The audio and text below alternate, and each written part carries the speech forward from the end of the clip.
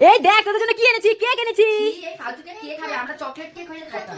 কি a cake খাবি না চকলেট কেক খাবি? খাবোই না, চকলেট কেক হইলে খাইতাম। আচ্ছা ঠিক আছে, ওদের চকলেট কেক লাগে তো আমি এই জেমস গুলো দিয়ে আজকে আরে ডেয়ারি মিল্কটা দিয়ে দেখে চকলেট কেক বানিয়ে দেবো। তো দেখো আমি কিভাবে বানাই এই কেকটাকে সুন্দর করে।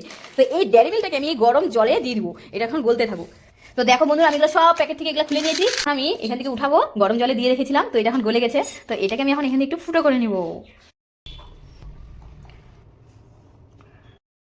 তো এখন আমি এটাকে সুন্দর করে এভাবে করে দেবো।